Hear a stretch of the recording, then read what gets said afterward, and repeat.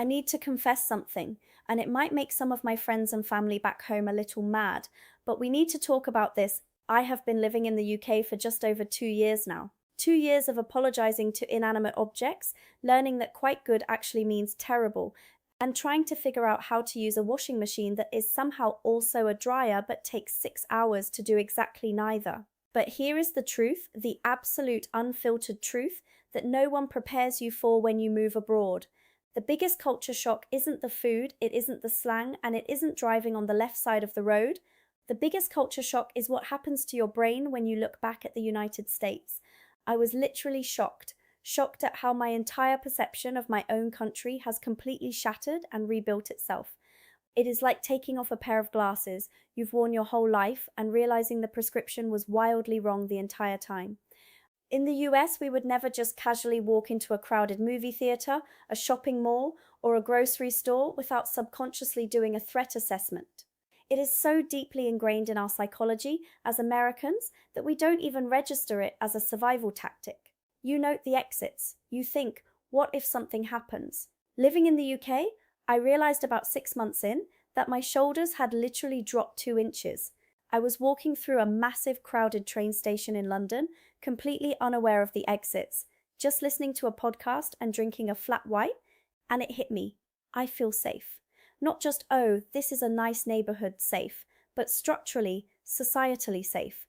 But I want to completely pivot here because the anxiety thing ties into something far more mundane but equally insane. The bread.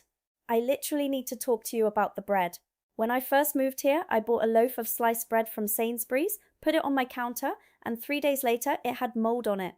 I was furious. I thought, what kind of defective British bread is this? In America, a loaf of Wonder Bread will survive a nuclear apocalypse. It will sit in your pantry for 3 weeks and remain perfectly soft, perfectly squishy, and terrifyingly pristine. Here is the truth. American bread tastes like cake to Europeans. When my British friends visit the US, the number one thing they complain about is that everything is sickeningly sweet. And when you look into the structural, legal reasons for this, it is mind-blowing.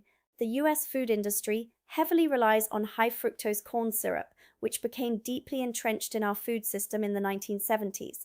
During the Nixon administration, Agriculture Secretary Earl Butz pushed for massive industrial farming of corn, and the resulting surplus was turned into cheap, highly processed sweeteners.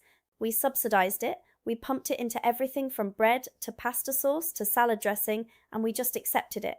But the regulations are what really shifted my worldview. The UK and the European Union operate on something called the precautionary principle.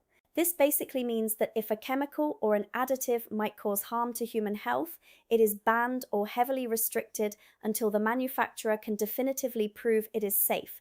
It is a guilty until proven innocent approach to food additives. The United States Food and Drug Administration, the FDA, operates on the exact opposite logic. In the US, a chemical is generally allowed in our food until the government can definitively prove it causes severe harm. It's the grass loophole, generally recognized as safe.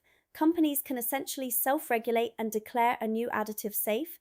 That is why things like potassium bromate, which is used to make dough rise higher and gives American bread that fluffy white texture, is completely banned in the UK, Europe, Canada, and China because it is a known carcinogen.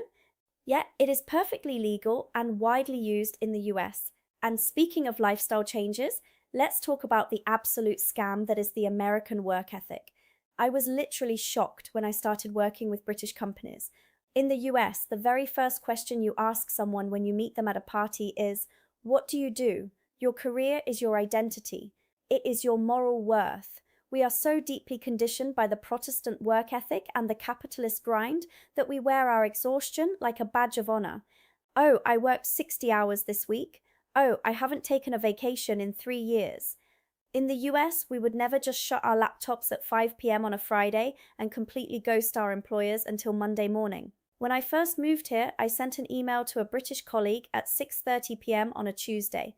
The next morning, he practically staged an intervention. He was like, Olivia, is everything all right? Why are you working so late? I thought he was joking. He wasn't. We need to talk about the laws because it's not just a cultural attitude. It is written into the fabric of the society. The United States is the only advanced economy in the world that does not guarantee paid vacation time by federal law, 0 days. The Fair Labor Standards Act of 1938 established the minimum wage and overtime pay, but it deliberately omitted mandatory paid time off. Compare that to the UK. By law, almost every worker here is legally entitled to 28 days of paid statutory leave every single year. 28 days. And here is the kicker: they actually take it. Furthermore, they are encouraged to take it. If you don't take your holiday, HR gets mad at you. When you have nearly a month of guaranteed time off, your relationship with your identity completely changes. British people don't define themselves entirely by their jobs. When you ask them what they do, they are just as likely to tell you about their gardening, the absurd pub quiz team they are on, or the fact that they are really into knitting. Work is a thing you do to fund your actual life. Looking back at America, I see a nation of incredibly hardworking, brilliant people who are absolutely burning themselves out for a system that will replace them in a heartbeat. We are terrified to take a week off because we think we'll look uncommitted. We take our laptops to the beach. We answer Slack messages from the hospital. It is a psychological prison that we have convinced ourselves is a meritocracy, and stepping outside of that matrix and realizing that life is actually supposed to be lived, not just endured, has been the most profound shift in my worldview. But let me completely break the pattern here and talk about something that Americans almost uniquely suffer from without realizing it: the physical isolation of our environment. I am talking about walkability, zoning laws, and the death of the third place. When I lived in the US, I thought it was completely normal to get in a 2-ton metal box to drive 15 minutes down a massive, ugly 6-lane road, what urban planners call a strodod, which is this horrific hybrid of a street and a road that is fast, dangerous, and incredibly ugly, just to buy a carton of milk. I thought it was normal that unless you lived in a tiny handful of cities like New York or Boston, you literally could not survive without a car. Then I moved to the UK. I haven't owned a car in 2 years. And the impact this has had on my mental health is staggering. I walk to the grocery store. I walk to the pub. I walk to the train station. I physically pass my neighbours every single day. We nod, we complain about the weather, because that is legally required in Britain, and we exist in a shared physical reality. In the US, we are suffering from an epidemic of loneliness, and I am convinced a massive part of it is how our country is physically built. We have to look at the history of American zoning laws, specifically something called Euclidean zoning, which started in the 1920s following the Supreme Court case Village of Euclid v. Ambler Realty Company. This law essentially said that residential, commercial, and industrial areas must be kept strictly separate. You cannot build a corner store in the middle of a suburban housing development. Add to this the massive Federal Aid Highway Act of 1956, pushed by President Eisenhower, which ripped through American cities to build the interstate highway system, often destroying vibrant, minority neighborhoods in the process. We deliberately designed a country for cars, not for humans. Because of this, Americans have lost the third place. The sociologist Ray Oldenburg coined this term. The first place is your home. The second place is your work. The third place is an anchor of community life, a public space where you can gather, interact, and just exist without the primary goal of spending massive amounts of money. In the UK, the ultimate third place is the local pub. It is not just a bar, it is the community living room. You see elderly couples reading the newspaper, families with their dogs, young people playing darts. You don't even have to drink alcohol. It is a shared space. In America, where do you go just to exist around other people? The mall? They're dying? A coffee shop? You have to buy a $7 latte and leave after an hour because someone needs the table for a Zoom call. We are so isolated in our houses, and then we are isolated in our cars, and then we are isolated in our cubicles. We have to schedule play dates for our adult friends 3 weeks in advance because going to see them requires a 30-minute drive across town. Looking back at the US, I am deeply saddened by how alienated we are from each other, purely because of our infrastructure. I never realized how much joy there is in simply stepping out your front door and being integrated into a community within a 5-minute walk. Now, I cannot make a video about living in Europe and looking back at the US without talking about the elephant in the room, the absolute powerhouse of anxiety, healthcare. I know, we've heard it a million times. Europe has free healthcare. The US is expensive, but it is so much deeper than the cost. It is about the bureaucracy, the psychological torture, and the historical accident that created the American system. Here is the truth. The American healthcare system is not a carefully designed free market masterpiece. It is an accidental monster born out of World War II. During the war, President Franklin D. Roosevelt enacted the Stabilization Act of 1942 to prevent hyperinflation. This put a freeze on wages. Employers couldn't raise salaries to attract workers, so they had to get creative. They started offering fringe benefits, specifically health insurance, to lure employees in. Suddenly, your healthcare was tied to your employment, and we just never fixed it. Living in the UK, I utilised the NHS, the National Health Service, and let me be clear, British people complain about the NHS constantly. It is underfunded, the wait times for elective surgeries can be brutal, and trying to get a GP appointment at 8 a.m. requires the fastest dialing fingers in the West. It is not perfect, but I was literally shocked to the core of my being when I went to the pharmacy to pick up a prescription for the first time. I handed them my slip, they handed me my medication, and I stood there holding my wallet, waiting. The pharmacist looked at me and said, "You're all set." I said, "How much is it?" He said, "It's an NHS prescription. It's covered. In England, there is a small flat fee of around £10 for prescriptions, but for many, or in Scotland and Wales, it's completely free." I walked out of that pharmacy and legitimately wanted to cry. I thought about all the hours I spent on the phone with American health insurance companies, the prior authorizations, the out-of-network deductibles, the cop-pays, the fear of getting an unexpected bill for thousands of dollars because the anesthesiologist who walked into my room for 3 seconds happened to not take my specific tier of Blue Cross Blue Shield. In the US, we would never just go to the doctor when something starts hurting. We wait, we calculate, we think, is this weird pain in my side worth $500 to get checked out, or should I just hope it goes away? We literally have people taking Uber to the emergency room because an ambulance costs $2,000. We have GoFundMe as a primary health insurance plan. Do you know how dystopian it is to explain to a European that Americans routinely beg strangers on the internet to fund their chemotherapy? They look at you like you are from a war-torn country.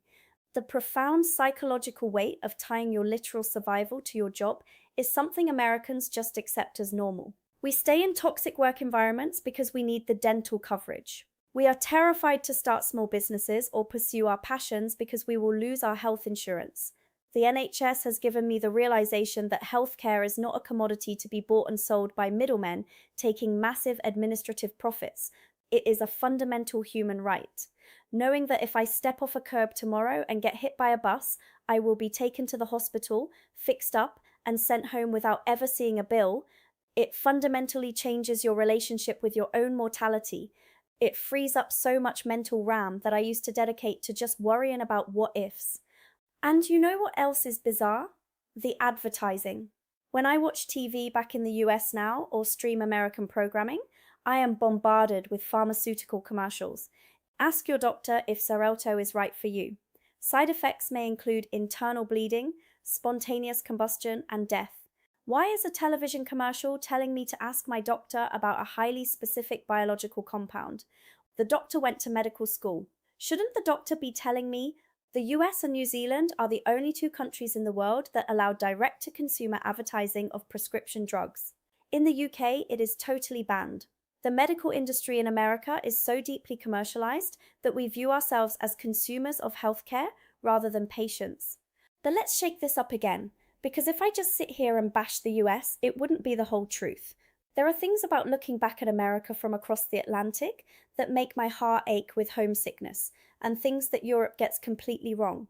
Let's talk about convenience and customer service, because Americans are the undisputed champions of the world in this arena. Living in the UK, things just take longer. Bureaucracy is a sport here. Getting a bank account set up when I first moved took 3 weeks, and required me to provide the blood of a virgin and a handwritten letter from my landlord. In the US, you can open a bank account on your phone in 3 minutes while sitting in a drive-through line, getting a 32-ounce iced coffee. There is an incredible friction to daily life in Europe. Stores actually close. On Sundays, due to trading laws, large grocery stores in the UK legally have to close by 4 p.m. If you need a plunger, some cold medicine, and a bag of chips at 8 p.m. on a Sunday, you are out of luck. You have to wait until Monday. In the US, the 24-hour supercenter is a beacon of capitalist convenience, and American customer service is genuinely unmatched. Yes, I know it is rooted in tipping culture and the desperation of service workers relying on our generosity to pay their rent, which is its own massive structural failure. But purely from a consumer standpoint, Americans are so incredibly helpful. If you have a problem in the US, someone will bend over backwards to fix it, give you a refund, and throw in a gift card. In the UK, if you complain about something, you are met with a polite but devastatingly passive aggressive apology that essentially translates to, "That sounds like a you problem. Please go away." I miss the sheer scale of American optimism. In Europe, there is a distinct cultural tendency toward realism, which often borders on pessimism. The British call it being grounded, but sometimes it just feels like they are allergic to enthusiasm. In the US, if you say, "I have this crazy idea, I want to start a business selling organic dog treats," an American will say, "That's amazing. Here's a marketing strategy. I'll be your first customer. Let's go." We are a nation of hype men. We believe that we can reinvent ourselves at any moment. It is the American dream, and even though the systemic reality of that dream is crumbling, the attitude still exists. If you tell a Brit you want to start a business selling organic dog treats, they will look at you, take a sip of their tea, and say, "Right, sounds like a lot of paperwork." Have you thought about the tax implications? Looking back at the US, I realized that our enthusiasm is a superpower. We are not afraid to be loud, to be wrong, to try things and fail spectacularly. I miss the unironic earnestness of Americans. We don't hide behind 10 layers of sarcasm and self-deprecation. If an American loves your shoes, they will scream from across the street, "Oh my God, I love your shoes." A British person will silently admire them, go home, and maybe mention to their spouse 3 days later that they saw a nice pair of shoes. But this brings me to a really complex psychological intersection. How do you reconcile the warmth, the optimism, and the sheer vibrancy of the American people with the absolute brutalism of the American system? That is the reverse culture shock. That is the thing I grapple with every time I fly back to JFK or O'Hare. I look around at my fellow Americans, and I see people who are kind, innovative, and resilient. But I also see people who are stressed out of their minds, deeply in debt, sick from the food they eat, and trapped in cars, constantly worrying about whether their kids are safe at school. We have hyper-individualism baked into our DNA, the idea of American exceptionalism, the idea that you pull yourself up by your bootstraps. By the way, historically, the phrase "pull yourself up by your bootstraps" was originally coined in the 19th century to describe a task that was physically impossible. It was a joke. You literally cannot pull yourself up by your own bootstraps. Yet we adopted it as our national economic strategy. In the US, we view taxes purely as theft. We want to keep every single dollar we earn so we can build a massive fortress around ourselves. We buy a bigger house in a gated community. We buy a larger SUV to feel safe on the road. We pay for private schools. We pay astronomical health insurance premiums. We spend a fortune individually trying to buy the exact same baseline of safety and comfort that Europeans provide for each other collectively. And the irony is, it doesn't even work. You can be a millionaire in America, but you still have to drive on crumbling roads, you still have to breathe polluted air, and you still have to worry about the societal instability caused by massive wealth inequality. Living in Europe has forced me to unlearn the American myth that struggle equals morality. We are so conditioned to believe that if something is hard, it means we are doing it right. If you are exhausted, you are a hard worker. If you are stressed, you are important. If you are struggling to pay medical bills, well, you should have negotiated better benefits. We blame the individual for structural failures. Look at maternity leave. I need to talk about this because I have friends back home having babies, and the contrast is genuinely horrifying. The US is one of only 6 countries in the world, alongside Papua New Guinea and a few island nations, that does not mandate paid maternity leave. I have American friends who gave birth, had major abdominal surgery, and were back on a Zoom call 3 weeks later because their FMLA, Family and Medical Leave Act, was unpaid and they couldn't afford to lose their income. In the UK, mothers are legally entitled to up to 52 weeks of maternity leave, with a significant portion of it paid a year. They get a year to bond with their child, heal their bodies, and figure out how to be a parent. And the world doesn't end. The businesses do not collapse. They hire temporary maternity covers. The mother returns when she is ready, and society moves on. When I explain the American system to my British friends, they literally gasp. They view the American treatment of mothers as a human rights violation. And looking back, I agree with them. How can a country that claims to value family values so aggressively force mothers away from their newborns after a matter of days? It is because we value productivity over humanity. I guess what I'm trying to say is that living in the UK hasn't made me hate America. It has made me grieve for it.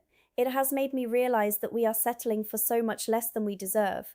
We have the wealth, we have the resources, and we have the brilliant minds to build a society that takes care of its people. But we are trapped in a cultural mindset that views empathy as weakness and public investment as socialism. I look at the US now like a wildly talented friend who is in a deeply toxic relationship. You love them, you know their potential, but you just want to shake them and say, you don't have to live like this. It doesn't have to be this hard. I don't know if I will stay in the UK forever.